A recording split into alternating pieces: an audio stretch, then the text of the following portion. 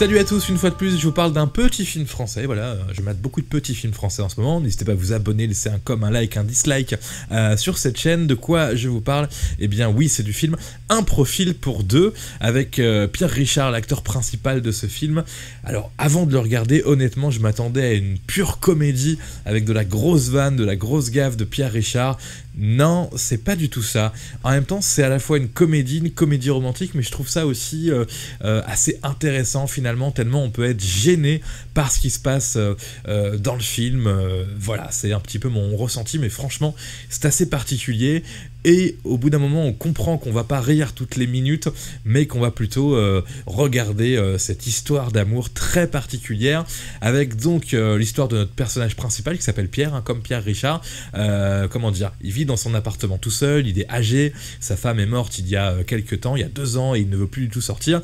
Et sa fille décide de lui donner des cours d'informatique, et elle demande à son gendre, tout simplement, le personnage d'Alex, d'aller donner des cours donc à ce monsieur.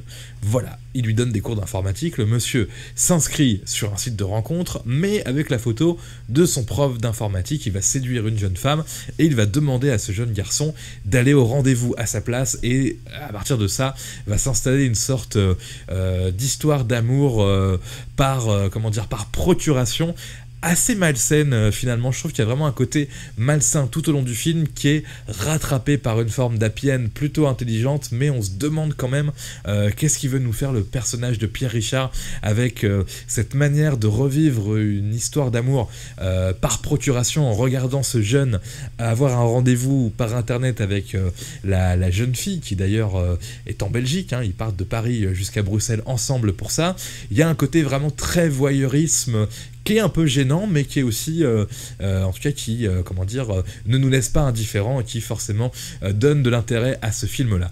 Donc, à part ça, vous voyez, c'est quand même quelque chose d'assez sérieux. Il n'y a pas une vanne toutes les 30 secondes, c'est plus une réflexion sur les histoires d'amour en général, les écarts d'âge, les rencontres sur Internet, et puis la solitude aussi. C'est un film qui en dit beaucoup sur la solitude. Après, oui, il y a plein de moments marrants aussi. Je repense à cette scène où on a à peu près tous nos personnages qui se retrouvent, sachant que, ce jeune gars qu'on voit sur l'affiche qui va au rendez-vous internet à la place de Pierre Richard, il sort avec la fille de Pierre Richard. Vous voyez, c'est là où c'est encore plus malsain.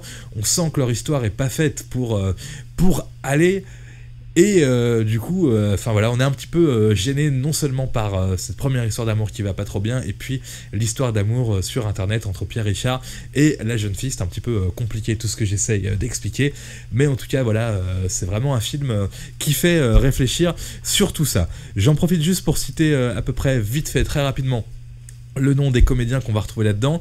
Yanis Lesper, alors voilà, lui, je connais pas très très bien, et en fait, c'est un indice parce que quand on le voit au début du film, quand on le voit donc dans cette première partie du film, on sent qu'il va pas nous amener de la comédie. Il est vraiment physiquement assez tourmenté, physiquement assez spécial.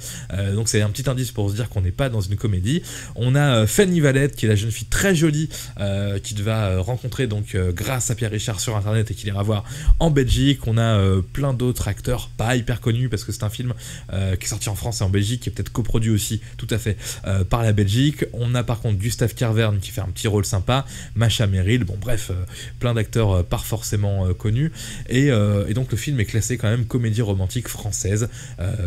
Voilà, pour moi c'est un petit peu différent de ça, donc j'ai pas été déçu du tout, mais je pensais voir un truc drôle avec Pierre Richard, et en fait c'est plus un truc qui fait réfléchir sur la vie, l'avancée dans l'âge, les rencontres entre les gens, les rencontres sur internet, la vie de couple, etc. Et juste parce qu'il y a Pierre Richard, on peut aussi saluer, alors je m'en suis pas vraiment rendu compte, je l'ai vu marqué au début du générique, c'est Vladimir Cosma qui fait la musique. Après, j'ai pas pensé à bien écouter la musique, mais c'est vrai que parfois il y avait des petites instrumentalisations à la Vladimir Cosma, pourquoi pas, mais faut pas s'attendre à un film hyper drôle avec la petite musique qui va bien derrière. Non, c'est pas du tout ça ce film, Un profil pour deux.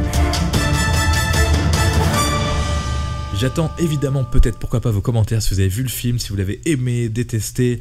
Ce film, je l'ai pas dit, donc réalisé par Stéphane Roblin, musique de Vladimir Cosma et Pierre Richard, qui n'avait pas tourné au cinéma depuis un petit moment. Eh bien, je vais vous le dire depuis quand il n'avait pas tourné précisément, parce que c'est... il avait tourné quand? Ah, il avait tourné en 2017 quand même.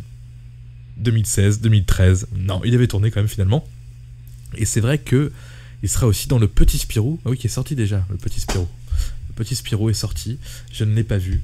En tout cas, voilà, un film avec Pierre Richard, qui n'est pas du Pierre Richard original comme à l'ancienne hilarant, mais il se débrouille plutôt bien, Pierre Richard, dans ce rôle assez dramatique de personne âgée qui s'aventure sur Internet, qui ment sur son âge et qui tente de faire une rencontre.